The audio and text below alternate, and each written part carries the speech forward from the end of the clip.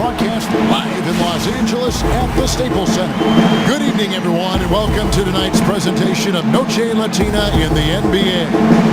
An annual tradition celebrating diversity and culture, and always a pleasure to bring it to you. This is Kevin Harlan to call the game with our analysts Clark Kellogg and Greg Anthony. Hey, gentlemen. You look at Atlanta. They're in 5th place in the East, a team to be reckoned with for sure. And, you know, right now for Atlanta, it looks at this point like they will not enjoy home court. Some changes here. Splitter is checked in for Millsap. Tim Hardaway Jr. comes in for Cephalosha. And Dennis Schroeder subbed in for T. On the court for Atlanta, Dennis Schroeder is out there with Kyle Korver. Then there's Hardaway. Then there's Horford. And it's Splitter in at the 4. Yeah, now Horford really has become one of those elite two-way big men. And that's very rare. You look at most bigs in the NBA, they excel at either one end or the other, but this is one of those guys that does it all. The Atlanta Hawks come into this one following a loss to the Warriors in Oakland. And a lot of people thought they were the favorites going into that one, but it ended up being a much tougher game than most anticipated, and they just fell short. Well, to me, it looked like, Greg, they were pretty evenly matched. If you look at how the game ended, I would say I'm not alone in that sentiment. Those are two pretty evenly matched teams. 1:39 left here in the opening quarter. A clear look for Hardaway. Rebounded by the Lakers. Fresh from a win against the Nuggets. And they ran their offense nearly to perfection in that one. Very few possessions were wasted. Yeah, they put the mute button on them that time. I mean, in front of a hostile crowd, they never let the fans get going. They silenced them over and over again with big, timely shots. Stolen by Clarkson. Here's Williams. That one goes. Count. There's Schroeder. 11 points for him in that last game against the Warriors in Oakland. And what I enjoyed when watching that game was the way he balanced getting his shot and also incorporating his teammates. You know, he's got a lot of length, and right there, he needed every inch of it. That's true, Jay. You're right. You know, we really don't know that much about him in that department, but my goodness, when he gets up, he can go. Yeah, he can still punch it when he wants to, though. We saw that, didn't we, fella? And you know what? You allow a guy to get right to the rim like that, that's your only option. Yeah, exactly. I mean, free throws are always better than a layup, so I'd agree with you there, Greg. No good on that one. Sacre, he's checked in for Tarek Black. Then for the Hawks, Muscala comes in for Al Horford. And Justin Holiday subbed in for Kyle Korver. They can go 2 for 1. It's about being smart right now. Holiday. Sacre with the block. Some dishes to Freak. No good. So the Hawks will take it the other way. There's 25 seconds left in the first.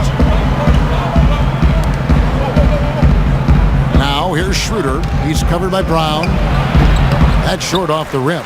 Well, I think he kind of alligator armed that with a short stroke. After doing a nice job to get open, he didn't finish the shot. Superb assist there. He played the role of the maestro on that one. Schroeder up top. Stolen by Clarkson.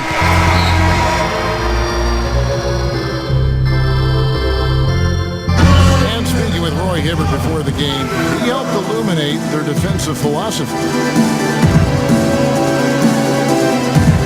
You want to guard the paint, and some of that has to do with myself being able to patrol the paint as much as possible. We want long contested twos. They guard the three-point line, bring them to me. I'll either hit them with a straight up, block the shot, or alter the shot. So contested twos are the worst shots in the NBA. When you have that sort of focus like Hibbert, that kind of confidence on display on a nightly basis, Greg, you are a game changer, and he does change games every night. You know, and we saw his skill set. Checked in for Bass. Brown comes in for Nick Young. Lou Williams is checked in for Kobe. And it's Jordan Clarkson in for Russell. And Atlanta will go for a different look here. Splitter is checked in for Muscala. Hardaway comes in for Cephalosha. Kyle Korver, he's checked in for Justin Justin Holiday, and Dennis Schroeder subbed in for T. Freak, he's in at power forward. Clarkson is out there with Lou Williams. Then there's Brown, and it's Sakri in at the pivot spot, manning the middle. That's who's in the game for the Lakers. Here's Schroeder. He hasn't yet put up any points in this one. Well, I tell you, last season was a big one for the Hawks and Coach Budenholzer. Their dominant season won him multiple Coach of the Month titles, and eventually he won the Coach of the Year award. And there's the call by the official. They'll count the basket here following the goaltending call. He got there late, but you do have to like the aggressiveness to go after the block, but that one's going to count. A minute 42 left here in the second. It was pretty obvious, I thought, Greg, that Budenholzer was the deserved coach of the year. I mean, Steve Kerr, there were a lot of good names you could put in there. But what he's done taking the Hawks to the top of the East, you saw that coming. I agree with you. I mean, he has transformed this Hawks team over the past couple of years, has a wonderful team game. And, you know, obviously a lot of influence coming from Pop when he was with San Antonio. But he is really, I think, redefining how the game of basketball is being played at the pro level. And if that doesn't get them fired up, guys, nothing will. Greg just with the top to order, huh? Some high-flying annex to narrow the deficit. Tell you what, fellas, that could give them the energy boost they've been looking for. Los Angeles making a switch here. And so we conclude the first half. Lakers ahead. They're up by 11. And now we'll send it down to Doris Berg, who's standing by courtside. Kevin, thank you. Roy, I know you have just a couple seconds, but in a nutshell, what's going to be your approach going into the second half? Well, we're just going to make sure we keep them off the board and keep them out of transition. Thank you, Roy. Kevin, over to you. All right, Doris, thank you. And we'll be back after halftime for the start of the third quarter.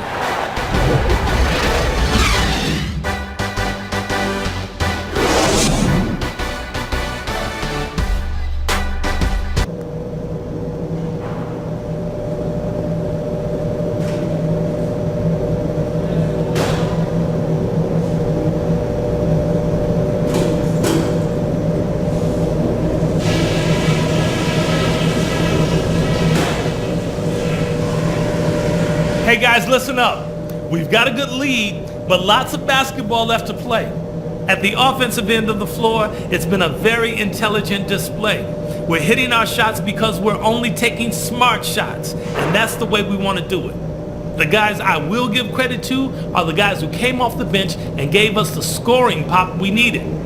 And just to talk about what we want for the pace of the game, I'd say nice and steady suits us just fine. It doesn't have to be a track meet. All right, we're in good shape, but this is a strong team we're up against. We're going to have to weather some storms in the second half. Come on, fellas, we got this.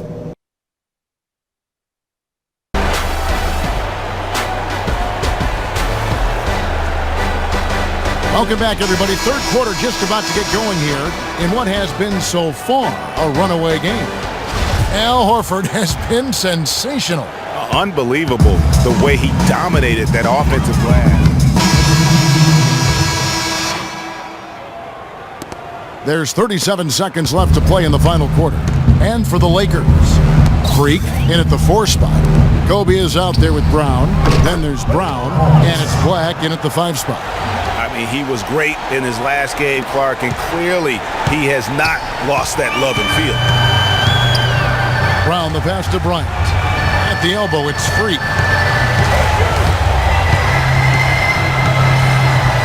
Back to Kobe. Pass to Freak. Shot clock at 6. Black kicks to Kobe. Foul call that time on the way up. That'll give him 2 chances at the free throw line here. At the line for your Lakers. Good on the first, and that will put them up by 9. 2 shots. And so the Lakers take the win. Some good moments throughout this one, but they had the clear advantage down the stretch. Yeah, and I thought good execution really played a big part throughout. And that's going to do it tonight, folks, for our broadcast. For Clark Kellogg, Greg Anthony, and Doris Burke, this is Kevin Harlan saying thanks for watching.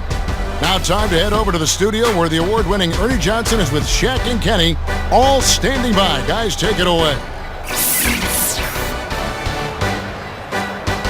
The 2K Sports post-game show.